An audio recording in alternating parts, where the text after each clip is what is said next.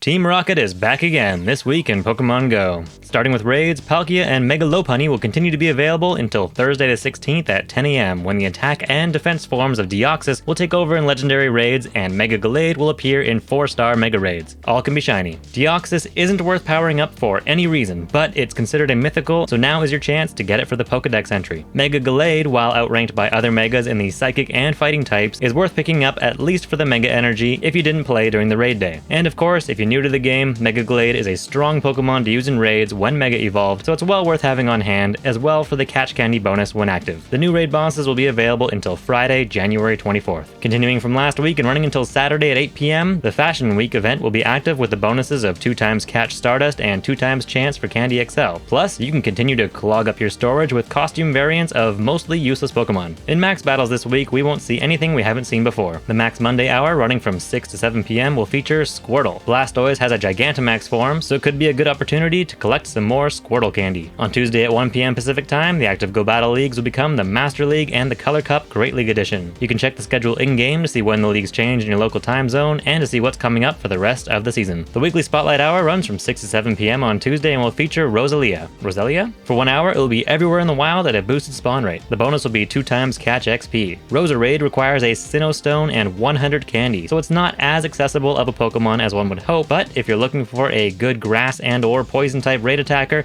it is highly ranked for both types. Be sure to Mega Evolve a grass or poison type for the extra catch candy. Beginning the first minute of Wednesday, Fashion Week gets taken over by Team Rocket. Giovanni will begin using Shadow Palkia as his third Pokemon, which will be available to capture after defeating him. It will likely be highly ranked in the Master League, but I would guess still below the Origin form. It may be ranked higher than the other forms in the Ultra League, but that doesn't mean it will be worth using, as they aren't highly ranked as it is. And as a raid attacker, it looks like it will outperform the Origin form by a tiny margin as a dragon, but that is without the need for an exclusive move. Still, before you go and power it up, consider this. The only type that Dragon is super effective against is Dragon. When using Dragon types against Dragon type raid bosses, if the raid boss is using Dragon type moves, your team will be quickly swept off the board. Depending on the timing of the charged moves, the 20% extra damage a Shadow Pokemon takes could result in your Shadow Palkia not even using its charge move before getting wiped out. Do what you will, but think about it before blowing all that candy and Stardust. Back to the event, the leaders and grunts will also get a shake-up to the Pokemon they have available. Shadow Snivy, Oshawott, and Bunnelby may be some to watch out for as PvP Pokemon.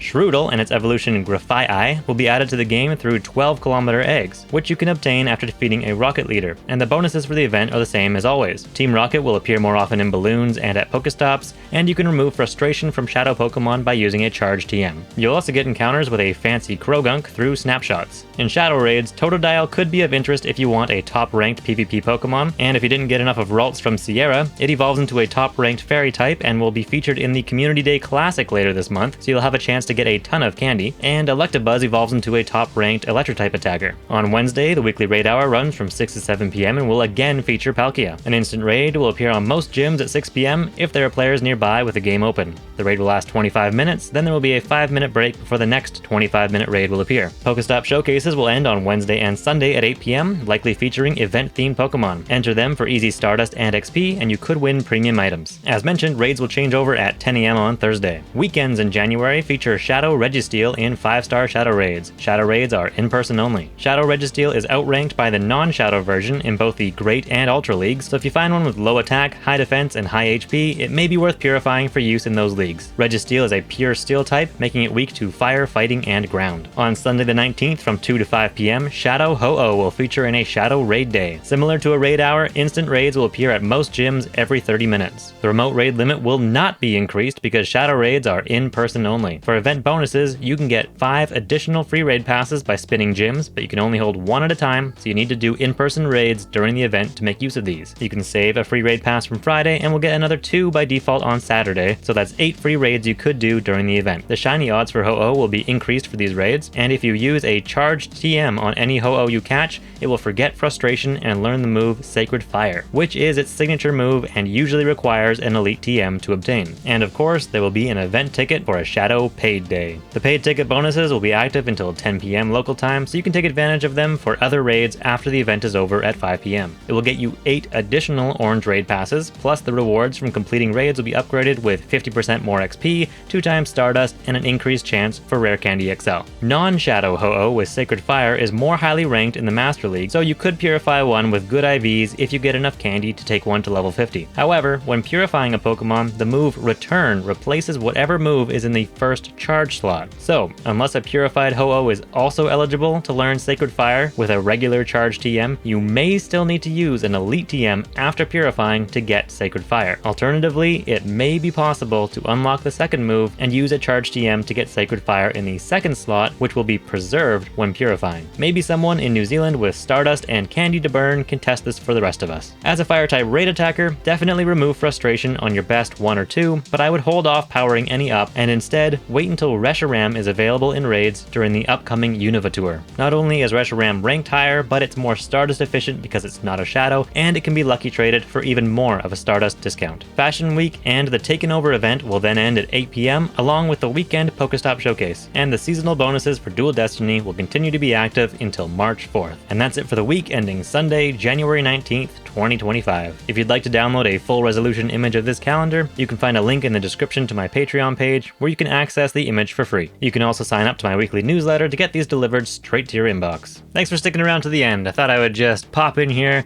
and kind of bring you all up to speed of what I've been doing in the game lately and what I think of what we have coming up in Pokemon Go. Since the weather has been kind of garbage where I live for the past couple of months, I've been sort of lying low, not playing as much as I would normally. I went out for the Go Wild event and it was just torrential rain and I got drenched, so kind of took a little bit of a break after that. But I usually still manage to get in 1 or 2 raids a day just in the closest gym to me. And I've actually gotten really lucky with a couple of shiny Palkias these last couple weeks. I'm trying to restock my Palkia candy because during the Go Wild event, I actually accidentally gave a second move to one of my Palkias when I meant to use Spatial Rend. I was in a big rush to use Spatial Rend during the last 15 minutes of one of the days so that you could see more mighty Pokemon. And yeah, there goes 100 candies just right down the drain. So I still have that Palkia, of course, and I named him Control Z because I really wish there was an undo button. Just give me 5 seconds to be able to undo something, undo a transfer, undo that. It'd be really helpful. Anyway, I'm recording this on Friday, so tomorrow I'm gonna go into town and do Mega Gallade Day with the community. It's always fun to get out in person with people for something like that because raid days are generally something you can count on people to come out for. And it probably came through in last week's video, but I just do not care about costume Pokemon, so Fashion Week really does nothing for me.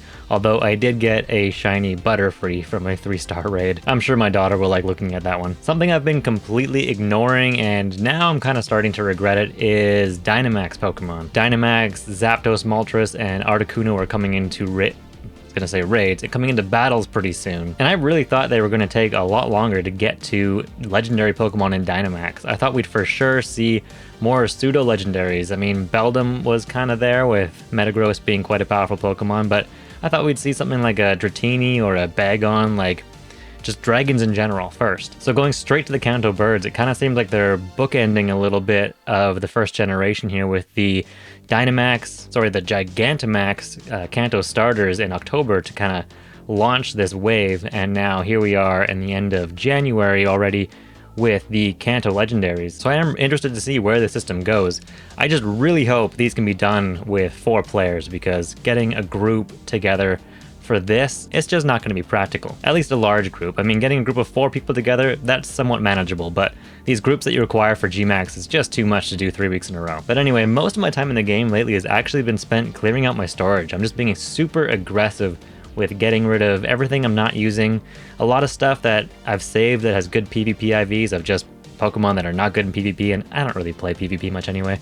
So I'm getting rid of all that stuff, and I've actually gotten it to about 600 spaces right now. I don't have a ton of storage. I'm up to about 3,000, which I've mostly bought through Pokecoins I've gotten through gyms over the last couple years. But I just want it to be super cleaned out before the Go Tour at the end of February, because that's a fun time to just go out and catch a ton of Pokemon. Although the Go Tour will be the first time I've played an event like that where I actually already have the Pokedex pretty much complete for Unova. So I might not be catching that much really, and I'll probably just be focusing mostly on raids. But anyway, that's kind of getting ahead of myself. I'm actually gonna just start actually looking at my Dynamax teams again and seeing if I can put something together quickly for these Kanto Birds, since that's only about a week away. And I actually put out a second video this week, if you missed it, just kind of going over what I think the future is for Dynamax battles versus raids, because, oh, I'll let you watch that video, but basically I really think the game is going to transition away from raids and towards Dynamax battles, and it's going to be kind of a course correction for the game that puts it more on a path that Niantic envisioned it, that kind of got derailed during the 2020 global shutdown. Anyway, I elaborate a lot in that video, so you can go watch that if you want. I'll put a link here at the end, and that's it for me this week. Thanks again for watching, and I'll see you next time.